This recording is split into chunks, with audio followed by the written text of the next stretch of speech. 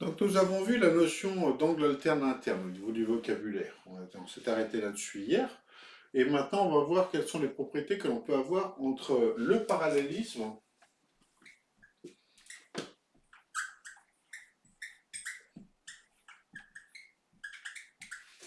et les angles égaux.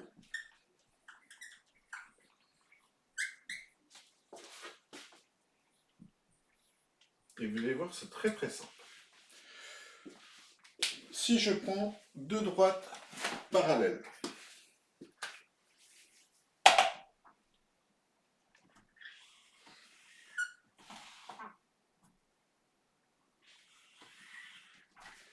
donc D1 et D2, ce qu'on avait fait hier, hein, mais je vais préciser ce coup-ci que D1 et D2 sont parallèles.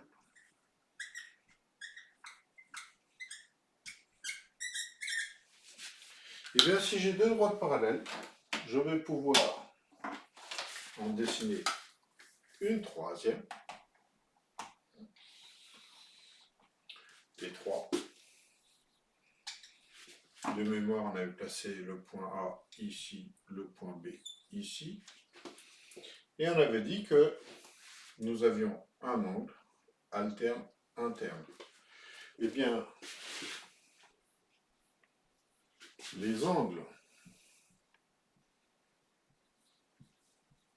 alternes internes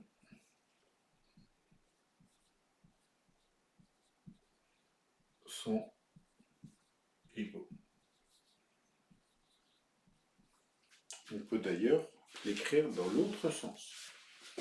Si j'ai des angles alternes internes égaux, alors D1 et D2 sont parallèles. Et quand on parle d'angle alterne interne, il y a ceux que j'ai dessinés en rouge ici. J'aurais pu tracer ceux qui sont en noir ici, ils sont identiques.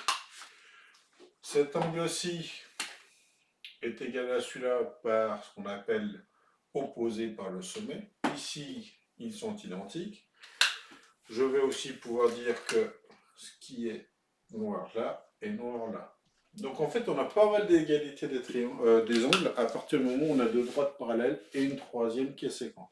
Si on se retrouve dans cette condition-là, les angles alternes internes sont égaux, excusez-moi, et s'ils sont égaux, on peut aussi affirmer que D1 et D2 sont parallèles. Avec cet élément-là, vous allez pouvoir faire la page 101. Je vais vous la scanner pour ceux qui ne l'auraient pas, hein, mais ceux qui l'ont regardé avec eux, ils peuvent déjà s'attaquer à la page 101. Ils vont voir que la plupart des exercices sont liés à ça et sont assez simples à trouver. À partir du moment où vous savez que c'est parallèle, alors les angles sont identiques, ou alors s'ils sont identiques, ils sont parallèles. Dernière précision, hein, je vous rappelle que la somme de tous les angles d'un triangle étant de 180, on peut aussi retrouver certaines informations. Par exemple, si je traçais un triangle ici, et que je vous donnais cette valeur-là, et cette valeur-là, vous pourriez trouver celle-ci, vous pourriez trouver pas mal d'informations. Donc c'est un des exercices que je vais vous donner un moment.